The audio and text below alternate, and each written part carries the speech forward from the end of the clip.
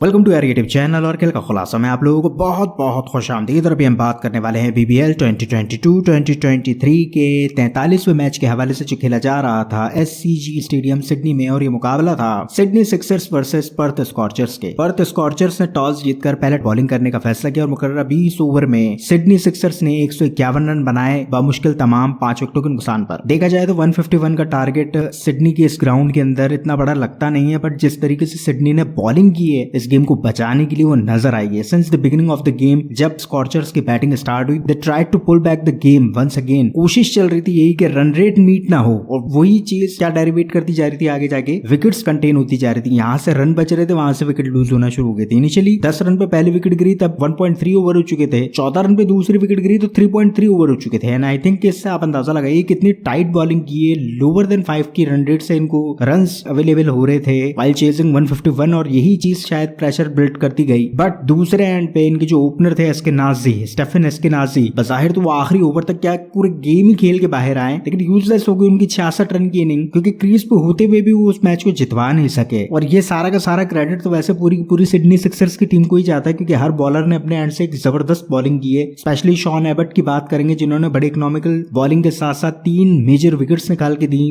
Perth Scorchers की। और 19वें over को भी हम इग्नोर नहीं कर सकते, क्योंकि Dan Christian was the player who tried to stop the game at that moment. जब गेम एस्केनाजी किसी भी लम्हे पुल कर सकते थे, वहां सिर्फ एक सिंगल रन की ही कोशिश हो सकती थी और होनी चाहिए थी। बहरहाल कहां से होती जब पहले ही विकेट निकल जाए। सो डैन क्रिस्टियन की इस बॉलिंग को तो आपको क्रेडिबिलिटी देनी पड़ेगी कि वहां सिंगल नहीं बना और विकेट कंटेन हो गई। सेकंड लास्ट बॉल पे विकेट कंटेन की, प्रेशर वाकई डाइवर्ट होकर वापस जो है वो स्कॉर्चर्स के गले में आ गया। और यही हुआ कि आखिरी ओवर में इनको 16 रन चाहिए थे, मोर और लेस नहीं बना सके, क्योंकि जिस तरीके की रन्स रिक्वायर्ड थी वो रन उनको सेकंड लास्ट ओवर में कंटेन कर रहे थे, जहां पर डैन क्रिस्टियन ने एक जिम्मेदाराना बॉलिंग करते हुए महज 7 रन देके 2 खिलाड़ी बाहर कर दिए और वहां से गेम शिफ्ट हो गई पूरी की पूरी। इवन 2 गए एस्केनाजी ऑन क्रीज बट नहीं जितवा सके। एक शानदार बॉलिंग का गेम देखने को नजर आया है। सिक्सर्स बैटिंग कर रहा था पहली, उस वक्त भी एक सर्वाइवल मोमेंट नजर आ रही थी कि Sixers was trying to stay in game. And then जब वो अपने टोटल को डिफेंड कर रहे थे तब भी सिक्सर्स नजर आ रहे थे कि दे वांट